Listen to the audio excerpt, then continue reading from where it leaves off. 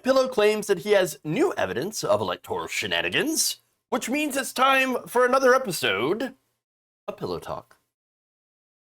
God gave me this platform. I already know I'm going to win. China did our vote. Biden and Harris would say, hey, we're here to protect the country, and resign. Mike Lindell's a conspiracy. But you haven't. Just forget about the evidence. This was attacked. That never gets old. So now, how many impossibly old people voted in 2020? That's the question on Mike Lindell's mind, along with other questions such as, who am I? Why am I here? And hey, whose crack pipe is that over there? It's yours, Mike. Pretty sure. Because you would have to be on drugs to believe this next newest claim from the Pillow Man. Take a look. Well, I'm going to give an example today, and I'm not going to say what state. We pulled, we put from the voter rolls to one of our team. We have a team that goes through all of it now with this other system that pulls up all anomalies. What I mean by that is 5 people voting from the same address, or 5 of the same names. I'll give an example today. 2,650 people over the age of 100. Now you might say, well, that could be. 2,000 of them were over 200. Wouldn't you like to live in that state? Right, they were 200 and some years old. So obviously one guy was 850. They were 200 years old. These people that are voting are 200 years old. Of course, they're obviously not living. They're obviously deceased, but one guy was 850 years old. Okay, and these are facts. You can get them. You can get them from your own state's thing. You can get it from the thing. You know, the 650 people that are over 100 years old. You realize that there are thousands of eligible voters that are actually around or over 100 years old. Kind of surprising, but turns out that life expectancy, especially if you're wealthy in America, fairly good. Fairly good. Again, the stipulation is, of course, if you're wealthy. That really, really tends to make the difference, you know, if you have healthcare. All right, so now I love how he starts out saying, I'm not going to tell you the state. No, privileged information. Also, super convenient for him because people can't go back and fact check his findings. But you can find them in the thing. So you can find them in your state's thing. So obviously you can go and check that. So now he says, we got ancient dead people over 200 years old that are voting. What is the actually? You can explain that. Tide goes in, tide goes out. Old people vote. You can't explain that. Actually, you can. It's real easy. All right. So now it turns out that you can get an explanation here from Jason Roberts, who's a professor of political science at the University of North Carolina at Chapel Hill. So he talked to the Associated Press about this. And this was earlier. This was after, I think it was last year, about January 2020, when some more memes, you know, that have come up about, we got dead people voting. There's so many dead people voting. And this claim was going all over social media as it had been. Apparently, MyPillow's a little late to this train. But they went and talked to this guy, the Associated Press did, and he had an explanation.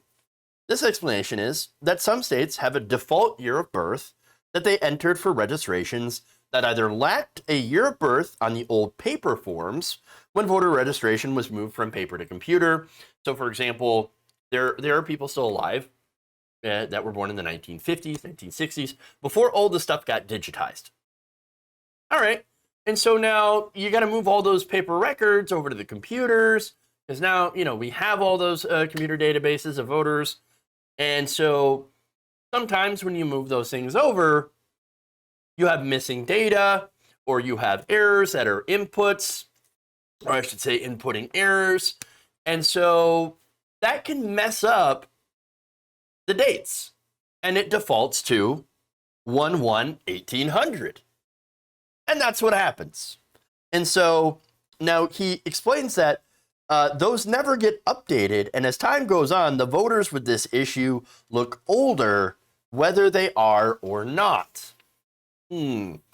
As I said, in Pennsylvania, the some active voters are listed with that birth date. of 1/1/1800, which does not make them over 200 years old. Nope. The data, that date, is also used for confidentiality reasons of registered voters. For example, if you're a victim of domestic violence, some people will just say, okay, the state will just say, okay, these people that are victims of domestic violence, to try to make sure that they don't have their data open to people that, for example, might come after them, we'll just put their birth date down as 1/1/1800. Okay. Now, in Michigan, there are also rare occasions where a ballot received from a voter may be recorded as though that person is too old to be alive. This can occur, again, when an incorrect birth year is entered on the voter rolls, so of course you have those input errors. Not only that, but some of the other things that, the anomalies that he talked about is, well, you got people with, you got people that are dead people that are voting. What about people who share the same names and birth dates as dead people?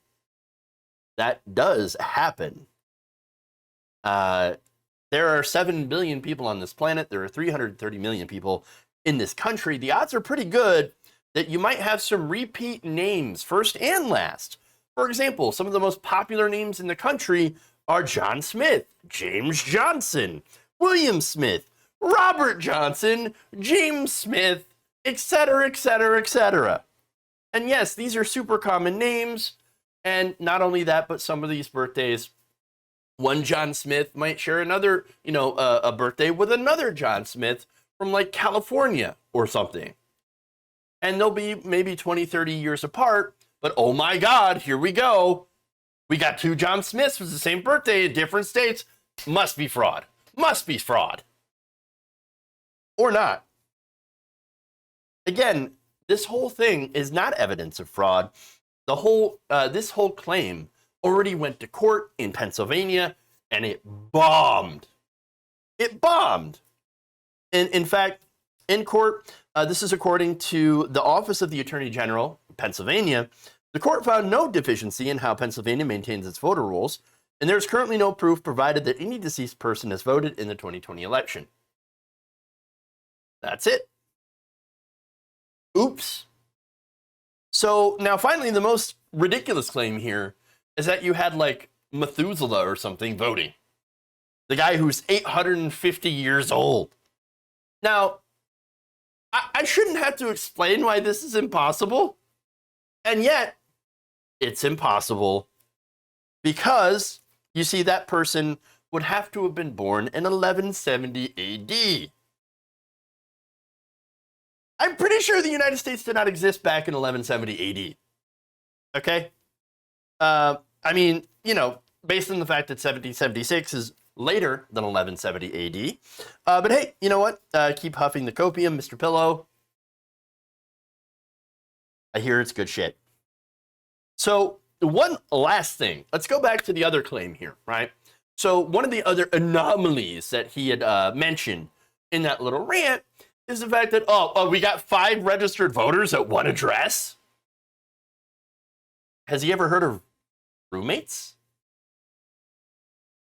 I mean, like, that's not unusual. All right. There are millions of young people who right now, as a result of the housing market, can't afford their own places in cities like Portland, LA, New York, Washington, D.C. They have to share houses with several adult roommates because wages are so low and housing costs are so high. I mean, these are the things, these are the so-called anomalies that, if you actually possessed a modicum of critical thinking skills and a little bit of knowledge, all right, easily would explain these anomalies that he had found. And it's like, oh, look at that. Oh, turns out you got 5 roommates. Or I should say, you got 4 other roommates, and we're all registered voters, and we all voted. And we all voted for Biden because, we're not idiots. And that's it. I mean, the system, and by the way, the system does work. Why? Because it was challenged. One Example is an incident in Luzerne County, Pennsylvania, where a registered Republican had actually reportedly attempted to apply for an absentee ballot in his dead mother's name. Again, as I mentioned, Republican, registered Republican, wanted to vote for Trump, wanted to use his dead mom to also vote for Trump. Why does it always end up being like Trump voters that are doing the actual voter fraud? And of course they do it, and they get caught every single time. This man did not make it past the application phase because it was flagged and he was caught. Another example was a woman over 100, by the way, who was named as a dead voter. However, the Associated Press reached out and found out that this woman was very much alive and actually kicking her husband's ass at cribbage. Oops. Sad. This entire thing is just nothing more than extreme copium for people who are in a cult that refuse to accept factual reality. Now, one last, super last thing. I got more, okay? So, and I know. These allegations of voter fraud, mass voter fraud, do not come without cost. So now, right now, everybody who's been spreading the big lie is being sued right now by Dominion and Smartmatic. Rudy Giuliani, you get Sidney Powell, and of course you've got Mike Lindell. Now, it's not just that cost, but you also have a state that is literally sending Mike Lindell a bill for his little audit. Take a look. You were chasing your tail because of the MyPillow guy here. You know, should he pay for this at least? Well, we actually will be totaling up the expenses that were incurred in the process, and we will be sending him a bill. Be curious to see if he pays. Yes, I would be also very curious to see if he pays for that bill. Very likely not. I wouldn't count on it. If you enjoyed this video, please give us a like and share with your friends. You can subscribe and help out the channel by becoming a patron. It's patreon.com/Jeff Waldorf, or you can become a channel member as well by hitting the join button below.